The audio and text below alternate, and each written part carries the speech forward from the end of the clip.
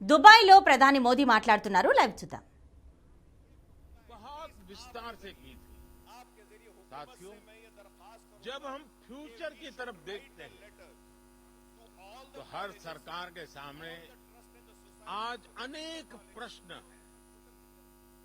हम अपनी national sovereignty और इंटरनेशनल इंटरडिपेंडेंस में बैलेंस कैसे बनाएं, अपने नेशनल इंटरेस्ट के लिए काम करते हुए इंटरनेशनल रूल ऑफ लॉ के प्रति अपनी कमिटमेंट पर कायम कैसे रहे, नेशनल प्रोग्रेस का विस्तार करते हुए हम ग्लोबल गुड के लिए ज्यादा से ज्यादा कंट्रीब्यूट कैसे करें, हम अपने कल्चर और ट्रेडिशन से विजडम लेते हुए भी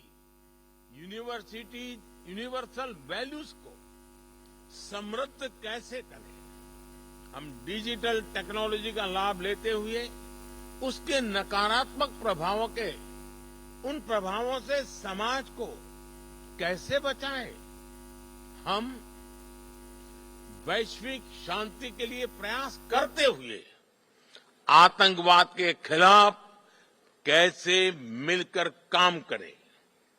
आज जब हम अपने देश को ट्रांसफॉर्म कर रहे हैं तो क्या ग्लोबल गवर्नेंस इंस्टीट्यूशंस में भी रिफॉर्म नहीं होना चाहिए?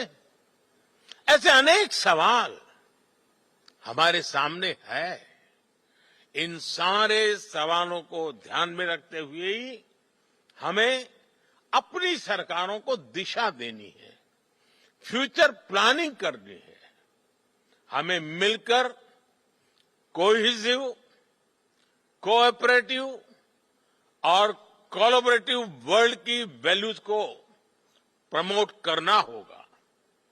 हमें डेवलपिंग वर्ल्ड के कंसर्न्स और ग्लोबल डिसीजन मेकिंग में ग्लोबल साउथ की भागीदारी को प्रमोट करना होगा। हमें ग्लोबल साउथ की आवाज सुननी होगी, उनकी प्राथमिकताओं को सामने लाना होगा।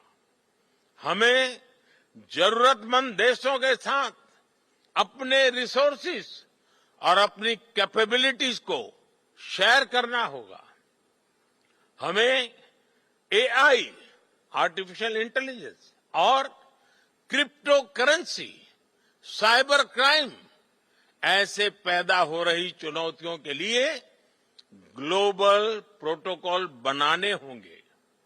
हमें अपनी नेशनल सॉवरेनिटी को प्राथमिकता देते हुए इंटरनेशनल लॉ की मर्यादा भी रखनी होगी। इन्हीं भावनाओं पर चलते हुए हम न केवल सरकारों के सामने उपस्थित चुनौतियों का समाधान करेंगे, बल्कि विश्व बंधुत्व को भी मजबूती देंगे। एक विश्व बंधु के रूप में भारत इसी सोच के साथ आगे बढ़ रहा है। अपनी G20 प्रेसिडेंसी के दौरान भी हमने इसी भावना को आगे बढ़ाया। हम one earth, one family, one future इसी भाव से चले। फ्रेंड्स, हम सभी के पास गवर्नेंस को लेकर अपने एक्सपीरियंसेस है। हमें न सिर्फ एक दूसरे के साथ काम करना है, बल्कि एक दूसरे से सीखना भी है। यही इस समिट का भी लक्ष्य है। यहां से निकले सॉल्यूशन दुनिया के फ्यूचर को शेप करने वाले होंगे। इसी विश्वास के साथ आप सभी को